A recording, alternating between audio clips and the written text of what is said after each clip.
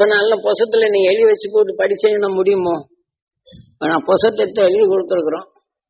நீங்க திருப்பி மனப்பாடம் பண்றதுன்னா அதுல 1000ல் ஒருத்தர் 2 பேர் தான் இருப்பாங்க. ஆனா மனப்பாடம் பண்றவங்க படிச்சிருவாங்க. பூரா புசத்தை பூரா மனப்பாடம் பண்ணி வச்சிருவாங்க. அதுல திருப்பி மூளை கூட கேட்டா தெரியாது. படிச்சதை பதிவு செய்து கொள்வாங்க, ஆனா திருப்பி சொல்ல தெரியாது. ஆனால் இந்த மகரிஷியின் உணர்வை பதிவு செய்ததை மீண்டும் அந்த உணர்வு வரப்போது அந்த உணர்வின் ஞானமாக தனக்குள் வளர்வதும் வளர்த்துக் கொள்வதும் கல்வி ஞானம் இல்லாதவங்க அதை ஜாஸ்தி பெறுகிறாங்க. என்றால் அவர்கள் அந்த உணர்வுடன் ஒன்றி வளர்க்கப்படுவது வளருது.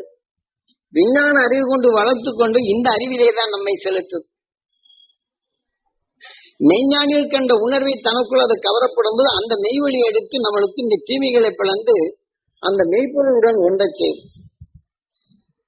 நாம் விஞ்ஞான அறிவோட கலக்கப்படும் போது இதை நம்மளை பிரிக்கப்படுகின்றது. ஆனா மெய்ஞான பொருளோட நாம் இணைத்து இதை பிரித்து பார்க்கும்போது இந்த விஞ்ஞான அறிவை பிரித்து விட்டு அந்த மூலக்கூறை அறிய முடிகின்றது. இதுக்கு அதுக்குண்டான வித்தியாசம். ஒருவேளை நான் நிறைய படிச்சிருந்தானே இப்படிதான் நானும் ஆயிருப்பேன்னு நமக்கு தெரியல. இதுக்கு பொதுவா பார்க்க போகும்போது ராமகிருஷ்ண பரமஹம்சரோ வால்மீகியோ வியாசகரோ இவர்கள் அந்த கல்வியில் நாட்டம் இல்லாதவர்கள், சந்தர்ப்பம் அவருக்கு இல்லை.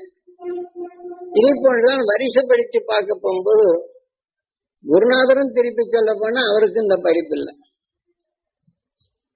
குருநாதருக்கு படிப்பில்லைங்கிற போது அவரு தாய் கருவிலே விளையப்படும் போது எப்படி விளைந்தது, அவர்கள் பூஜை புனஸ்காரங்கள் மந்திரங்கள் இதையெல்லாம் சொல்லிதான் அவங்க வளர்த்திருக்கிறாங்க. இருந்தாலும் அகசினை போல நம்ம குருநாதருடைய தாய் தந்தைகள் பூஜை செய்யும் போது இறந்து போடுறாங்க. இவர் இளமையில் ஆக போகும்போது இவர் கருவிலே விளைந்த அந்த சக்தி இவருக்குள்ள இருக்குது. இதை கொண்டு ஏங்கி தவிக்கும் போது அவர் ஊர் ஊராக சுத்த ஆரம்பிச்சிடுறார். ஆனால் இந்த தாய் கருவிலே விளையப்படும் போது அவர்கள் கற்றுக்கொண்ட ராமாயணம் மகாபாரதம் கந்த ஏதாந்து கார்த்திகை புராணம்ட்டு அவங்க அங்கே இந்த மாதிரி உண்டு. அந்த உணவு மட்டும் பதிவு செய்ததை வச்சு குருநாதர் அனாரியாதான் வெளியேறாருங்க. வெளியேறும் போது அங்கங்க ஏதாவது ஒரு தொழிலை செய்யறது, 10 நாளைக்கு இருக்கிறது, 10 நாளைக்கு ஒரு சமையல் கலையை செய்யறது, சமையல் சமைக்கிறது, இப்படி ஒன்றது இப்படியேதான் உலகம் முழுவதும் சுற்றி வந்திருக்கிறார். அவர் எல்லா வழியிலும் வந்தாரு. ஆனாலும் அவர்கள் விளைத்த இந்த உணர்வுகள் தாய் கருவிலே விளைந்தது. அதன் அடிப்படையில் தான் ஒவ்வொன்றும் அந்தந்த சந்தர்ப்பத்தில் தாய் கருவிலே விளைந்தது பூர்வ புண்ணியமா அமைந்து சில சக்திகள் அவரை பெறக்கூடிய தகுதி பெறுது. அவர் கற்று வந்தவர்கள் எழுதவும் தெரியாது, எந்த பாஷையில எழுதினாலும் எழுத தெரியாது, சும்மா 2 கோடை போட்டு விட்டு போயிடுவார். இதுல நான் என்ன எழுதியிருக்கேன்டான்னு கேட்பாரு. போச்சு, கோடுன்னு சொன்னோம்னா போச்சு,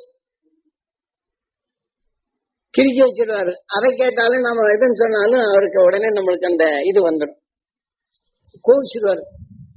அந்த கோபத்துக்குள்ள அவர் கண்ணுக்குள்ள இருந்து ஒரு விதமான ஒளி வரும். அந்த ஒளிகள் வரப்போகும்போது என்னை அறியாமலே என்னை அந்த உடல் இயக்கம், அந்த இயக்க உணர்வுகள் வரும். இப்ப நான் இந்த உபதேசிக்கும் போது நீங்க பார்க்கலாம், நாம் சாதாரண உபதேசங்கள் செய்யும் போது, நான் சாதாரண நிலைகளை உபதேசிக்கும் போதும் அதே சமயத்துல அந்த குருநாதர் காட்சிய வழி அந்த மெய்ப்பொருளோட எழுத்து நான் சொல்லும் போது என் உடல்லயே மாற்றங்கள், ரூபங்க அந்த உணர்வுகள்லயே ஒரு மாற்றங்கள் இருக்கும். அப்ப அந்த கண்ணுகள்லயும் ஒரு விதமான ஒளிகள் வரும், அது எனக்கே தெரியுது. அப்போ நீங்கள் நுகர்ந்து பார்க்கப்படும் போது அந்த எண்ணத்தால் பதிவாகும் போது எனக்கு குருநாதர் எப்படி கொடுத்தாரோ அதன் அளவரிசையில் தான் உங்களுக்கு கொடுக்குறேன்.